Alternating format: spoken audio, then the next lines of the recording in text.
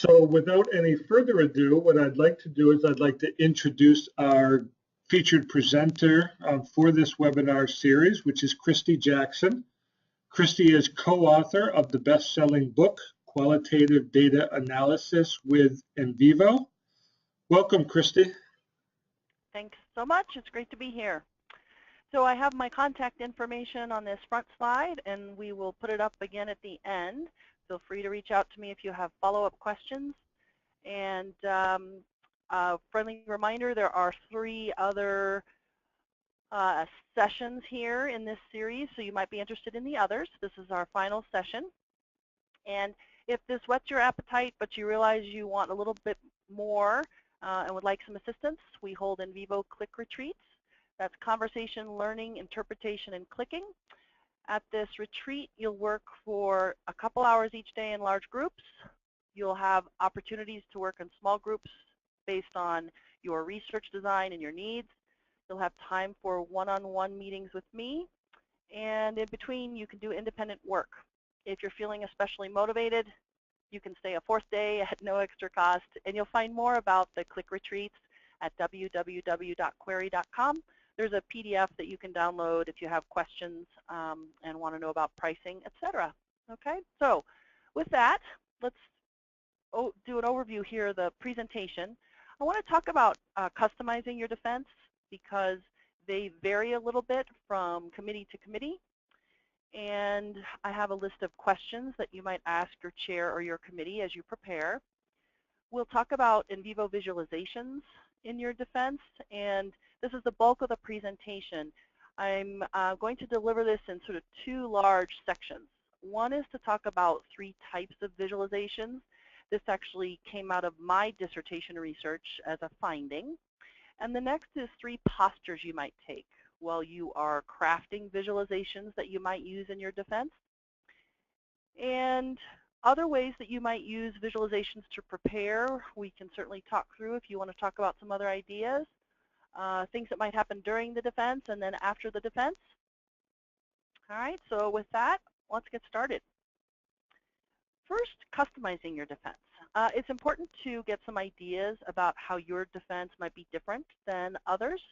And a good way to start getting ideas as a way you can shape that event is to watch other people.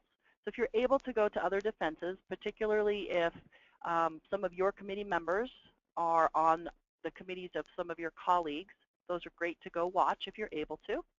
It's great to ask faculty that you have a good relationship with what makes for a successful defense in general, because they'll come up with quite a list of things that they've seen go well or things they've seen go poorly. You might also ask some of your colleagues or fellow students what went well or poorly in their own defenses.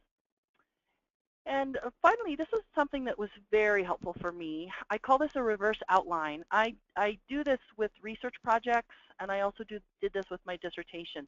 You know, you spend so much time crafting that written document, and of course you rethink things and slightly modify the logic or the order as you write it. And sometimes you can be too close to it to see the logical flow. So I call a reverse outline, instead of the outline that you create to fill in and to write from, you actually create an outline out of your final product. It could be that your committee members could find it helpful as something to look at during the defense as well. I even recommend doing this before you submit the final dissertation, but if you've already submitted, doing this reverse outline can get you ready for the defense kind of by pushing back and summarizing things. Next, I would encourage you to develop an artifact for yourself that represents your work and gives you a sense of kind of a ritual closure to your work. And I want to turn to the example that I had from my defense before we dive into the rest of this presentation, just to help give you an idea. All right, because you might share that artifact with your committee. It could just be for you, but you might end up sharing it.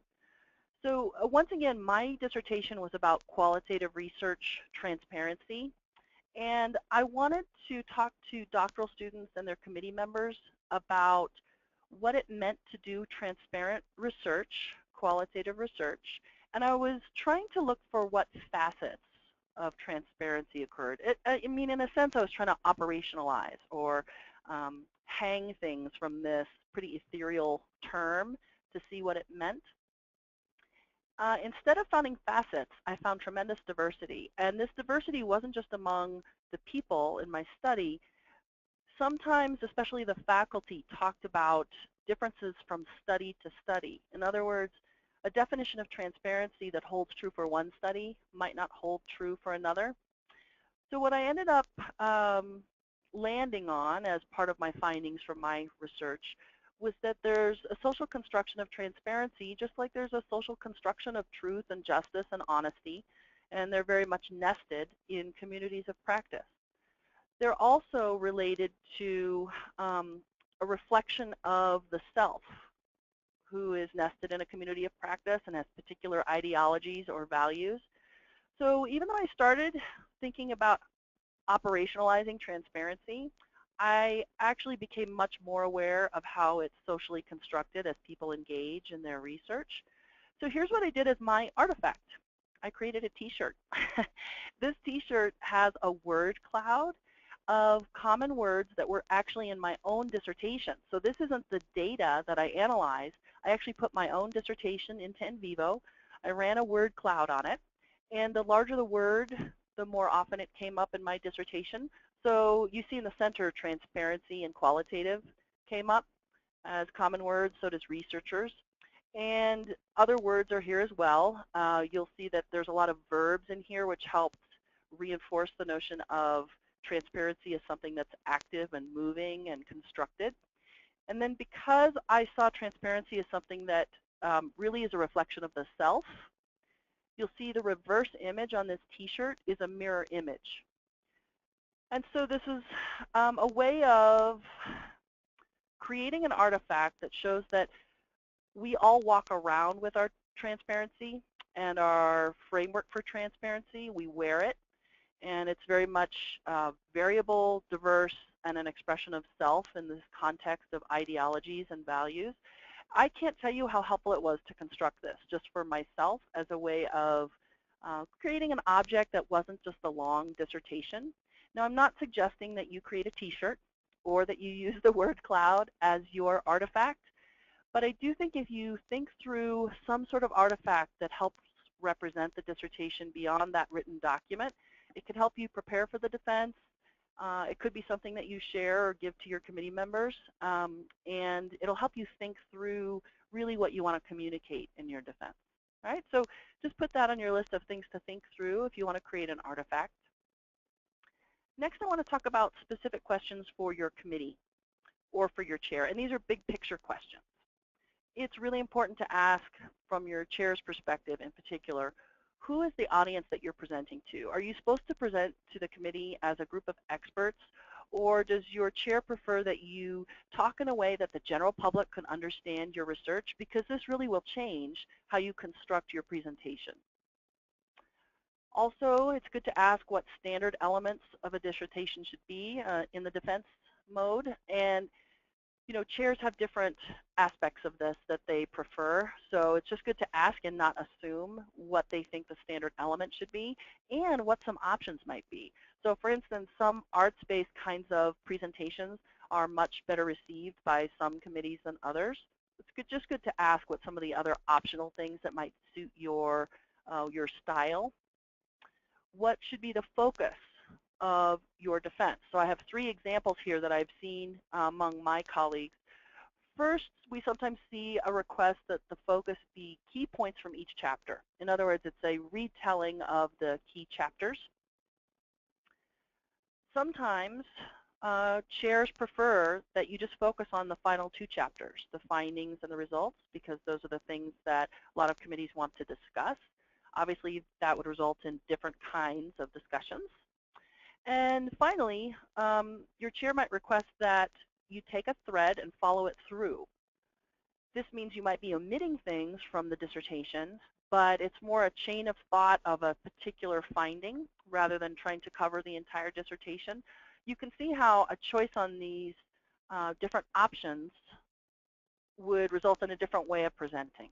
right? So it's good to think of the focus and to ask your chair about the focus. Now, you may have a committee that is fairly laissez-faire or a chair that's not providing a lot of direction.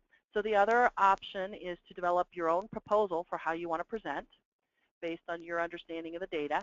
And you want to think of these three things: the audience, the elements, and the focus. Come up with a plan, present it to your chair, your committee, and see if they can give you any feedback ahead of time. All right, so you may need to take the lead, but this is a good way to conceptualize it. All right, nitty-gritty questions. I'm going to go through this slide pretty quickly.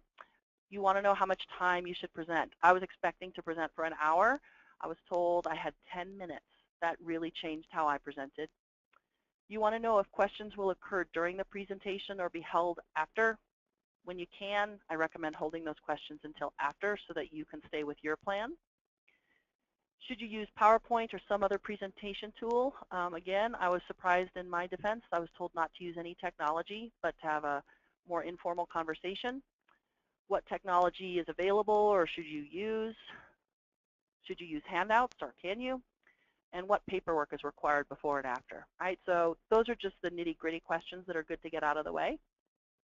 Now I want to move on to NVivo and how NVivo plays a role in all of this. In my dissertation, as I've mentioned, I was looking at transparency in qualitative research, and I looked at pairs of students and committee members. With each student and committee member, after a successful defense, I looked at the dissertation prior to the interview. A student nominated an exemplary qualitative research article so we could talk about the transparency of that article. And then we conducted an interview where they talked about the dissertation, the article, and their perceptions of the committee and how the committee guided them around transparency. The faculty member also nominated an article and conducted an interview. So in the end, for each of the pairs, I had 5 artifacts: the dissertation, 2 exemplary articles, and 2 interview transcripts. Now, what I found in my research, and again, this is just a piece of what I uncovered, is that there were 3 types of visualizations. These were mostly discussed by students. So the first type of visualization, I'm going to show you 3 different types of summaries, right? So this first type is a summary, and this one is a table that just has a list of nodes, the number of sources, and the number of references. This is a data distillation strategy where you're sort of pushing back and counting things, right? So that's one type of summary. Another type of summary is a word cloud. This is similar to the image that I had on the t-shirt I showed you earlier. So the word cloud, again, is a summary. The bigger the word, the higher the count. It's a lot like the table, just in a different format. And the next, I've reproduced the design I just described to you. So I found it's been much easier to describe my sample and the way I collected data by showing this image. And it seems that people understand my design much better when I have this summary image of my sample. Each of those, all 3 of those that I just went through, are data summaries, ways of trying to summarize information fairly concisely so that people understand what you're talking about. All right, so data summaries are the first one. Now, the next thing that students talked about in particular were coding displays. So what I have here on my screen, this is an example of a transcript. The coding stripes are on the right. Those colorful ribbons represent nodes or codes where data has been coded. And the reason the bottom portion is illuminated in yellow is that if you click once on that orange stripe that says negative, it will illuminate the data that's coded at negative. Students talked about these visualizations as a really important way of thinking about the data, not necessarily displaying findings, but about thinking and handling. And it could be helpful for you to include some of these in the event that a committee doesn't understand what NVivo does or how you can code data to multiple passages as you think about data. So coding displays are another way of thinking about visualizing data and communicating what you've done with the data. And then the third type is idea connectors. You've seen this in some of my other presentations in this series. This is, once again, a memo on the left and an interview transcript on the right. And in this transcript on the right, Drew is talking about using visualizations to both display findings and to think about the data, which is what I just talked about in the prior visualization.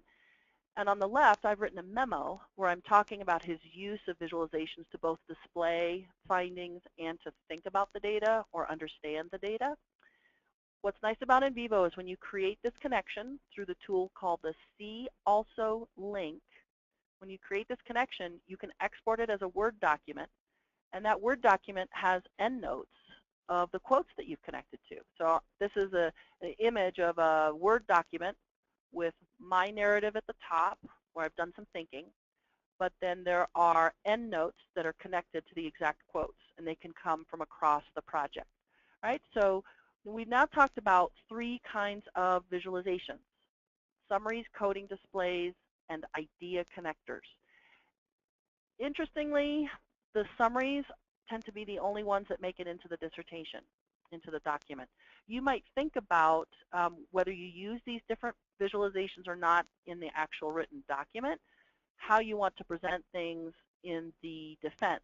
It could be more important to show some of the other visualizations besides the summaries in the actual defense. Okay, so those are the 3 types of visualizations that seem to come out of the research that I did. Now I want to talk about 3 ways of thinking about visualizations, and this pertains both to NVivo 10 and NVivo 11. Some of you might be using different versions. I'm actually going to go through this brief discussion with the foundation of NVivo 11 in mind, but really it doesn't matter which version you're using. You can still adopt these 3 ways of thinking about visualizations. So the first posture is the researcher as an architect. That's you thinking prospectively about the data. It's how you're thinking about constructing it and designing it. And what I have in here is a mind map from NVivo. And I've used a different example. Here, if I'm doing a study of adolescent time and how they spend their time, as I either look at the literature or start collecting data, I might divide time into these 4 areas: school, recreation, home, and work. And then I might further subdivide how school time or recreation are subdivided. Depending on your method, you want to be careful about when you start framing these kinds of connections, because if you're doing phenomenology or grounded theory, there may be a recommendation to hold back on presuming these connections, but in other approaches you might do this sooner. Okay, so this is prospective thinking, where you're thinking of yourself as an architect of your study and how the pieces are going to fit together. Next, you might think about yourself as an archaeologist. Now, when the researcher is an archaeologist, what they're doing is a retrospective thinking about the study and about the connections or the design. So here I have a different study. This is a community mobilization study. And the circles you see on the screen are actually nodes. This is the coding structure that you ended up with at the end, just as a simple example. So here in community mobilization, people might talk about priorities. And 2 big priorities might be communication and goals. And goals might have been further subcoded into clear goals and consistent goals. This kind of look back as an archaeologist is a way of looking at the structure that you ended up with by the time you were done. Right? So it's kind of a different posture that you're taking. Next, we have the researcher as an artist, and that's doing more speculative thinking. I used this example in one of my earlier presentations. Let's use community mobilization again. And let's say the focus of your study is about optimism and how optimism works in community mobilization. After you've done some coding and some thinking, you realize that sometimes community mobilizers talk about challenges and other times they talk about advantages. But what you start to realize is that when they frame both of these as opportunities, then they tend to be more optimistic. And furthermore, when they're optimistic, they tend to have more success. And finally, you realize as community mobilizers have more success, they're also more optimistic. So that's why I have a double-headed arrow at the end. So you see, this is more of a concept map where you're coming up with a framework for findings or the way things operate or the way they might be mutually influential. All right, so in the summary, we have 3 types of visualizations: summaries, coding displays, and idea connectors. That came out of my research. And the way NVivo 11 is currently set up, at least the way I interpret it, there are 3 postures to take when you visualize. One is as the architect, That's the prospective thinking. The other is the archaeologist. That's doing more retrospective thinking about what you found. And the other is the artist, the speculative thinking about the relationships of things and how to present them to others.